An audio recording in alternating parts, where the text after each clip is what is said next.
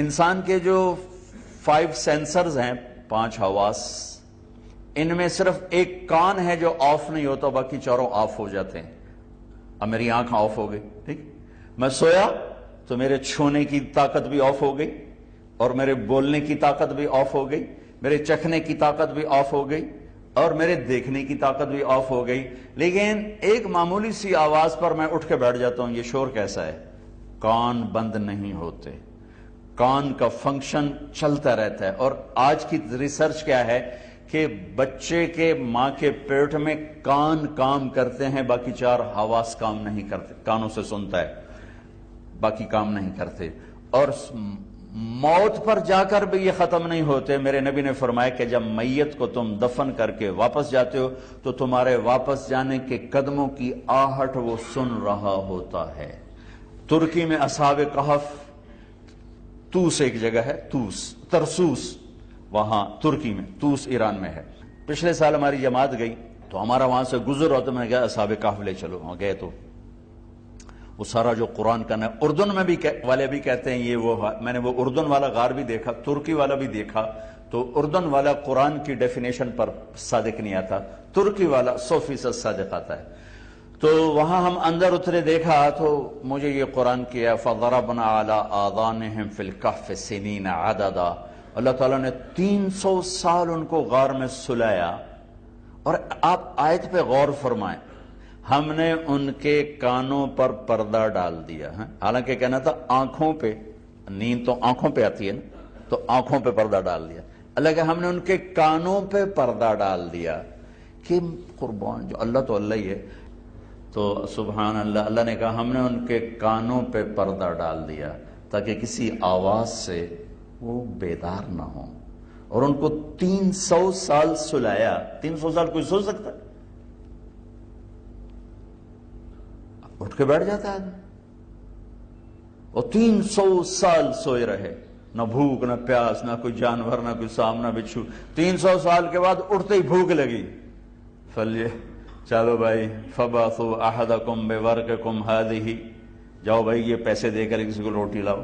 تو میں یہ قرآن سے مثالیں دے کر یاد سے عرض کر رہا تھا کہ ہمارا علم تو تجرباتی ہے، اور اللہ کا علم محکم، تمت کلمت ربک صدقا وعدلا۔ آج کا مسلمان قرآن کے خلاف لاجک مانگتا ہے، اللہ نے یہ کیوں کہہ دیا، اللہ نے یہ کیوں کہہ دیا، اپنی حیثیت ہی نہیں جانتا کہ کس کو کہہ رہا ہے۔ اللہ کے نبی کے بول کی لاجک مانگ، دیکھو میں آپ کو دیکھ رہا ہوں، مجھے پیچھے نظر نہیں آ رہا، لیکن میرے نبی نے فرمایا میں جیسے آگے دیکھتا ہوں ایسے پیچھے دیکھتا ہوں۔ پھر یہ تو بہت معمولی چیز ہے آگے دیکھنا پیچھے دیکھنا۔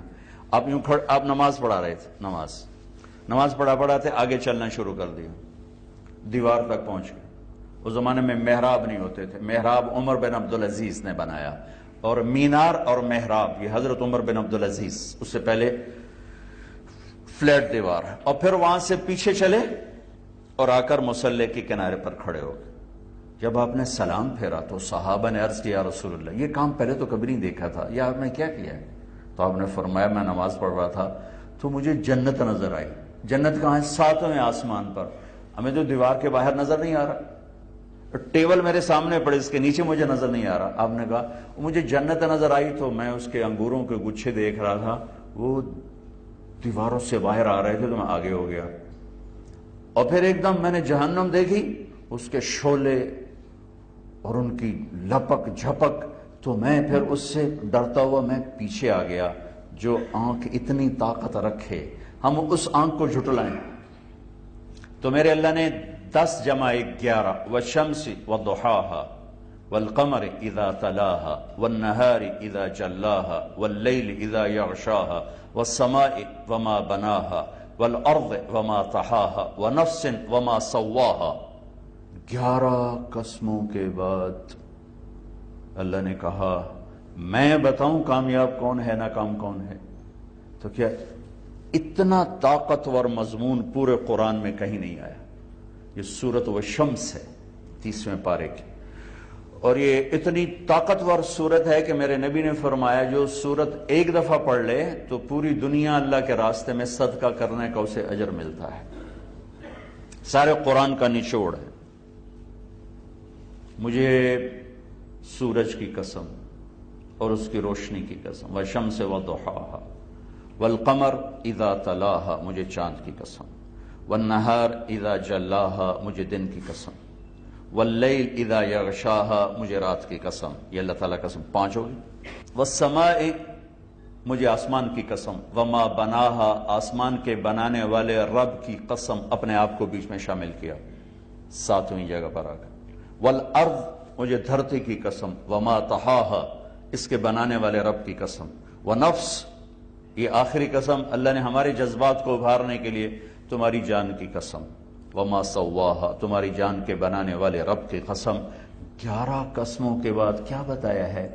بیچ کی آیت چھوڑ کے، ایک آیت چھوڑ کے کہتا ہوں، قد افلح من زکاہا وقد خاب من دساہا، جس نے اپنے آپ کو پاکیزہ کیا وہ کامیاب ہے، اور جس نے آپ کو گندگی میں ڈبو دیا گناہوں میں وہ ناکام ہے۔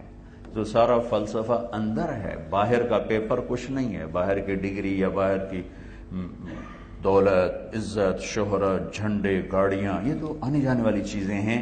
اللہ نے کامیابی بھی اندر بتائی، اور وفی انفسکم افلا تبصرون، اپنے من میں ڈوب کر پا جا سراغ زندگی، دل دریا سمندروں ڈوگے کون دلاں دیاں جانے ہو، وچے بیڑے وچے جھیڑے وچے ونج مہانے ہو۔ عزیر علیہ السلام کا گزر ہوا تو لوگ وہ بخت نصر کے حملے سے قتل، غارت، لاشیں کو ڈھیر، وہ ان کی جی میں انا یحیی ہذہ اللہ بعد موتہا، یہ اللہ ان کو زندہ کیسے کرے گا؟ فاماتہ اللہ 100 عام۔ جا رہے تھے، گدھے پر سوار تھے، ایک ایسے ہی مشکیزے میں پانی تھا اور ایک چھوٹے سے ٹفن میں روٹی تھی، گدھے پر سوار تھوڑا سا آگے گئے، اونگ آنے لگی، بھوک لگنے لگی، تو گدھے کو باندھا، ایک ٹوٹی دیوار پر یوں ٹیک لگائی اور انگور تھے ان کو رومال میں ڈال کے ان کا رس نکالا اور روٹی کے اوپر ڈالا، روٹی کے ٹکڑوں پر ڈالا، اور پھر تھوڑا سا یوں گردن کی اور ٹانگیں ایک چھوٹی دیوار پر ایسے رکھی کہ یہ انگوروں کا رس روٹی میں رچ جائے، روٹی نرم ہو جائے گی، پھر میں کھا لوں گا۔ فاماتہ اللہ 100 عام، اللہ نے وہیں جان نکال لی، 100 سال۔ ثم بعثا، 100 سال کے بعد اٹھایا۔ کم لبث عزیر، کتنا عرصہ گزرا؟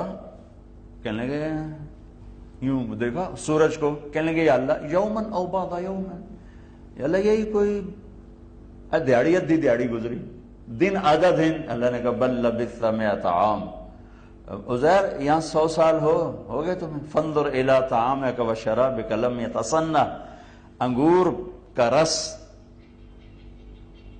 کتنی جلدی جھاگ چھوڑتا ہے، کتنی جلدی گندا ہوتا ہے۔ تو کہا دیکھ تیرا کھانا کتنا تر و تازہ ہے، تیرا پانی کیسے اسی طرح صاف شفاف ہے، اور تیرا گدھا کدھر ہے؟ دیکھا تو غائب، جو باقی رہنے والا تھا وہ غائب، اور جو خراب ہونے والا تھا وہ صحیح سلامت تر و تازہ۔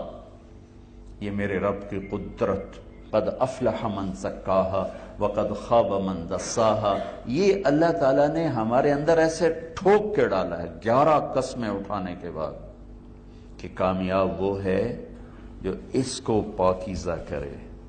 اس کو پاکیزہ کرنے کا کیا مطلب ہے؟ گناہ چھوڑ کے، فرمانبردار بن کے۔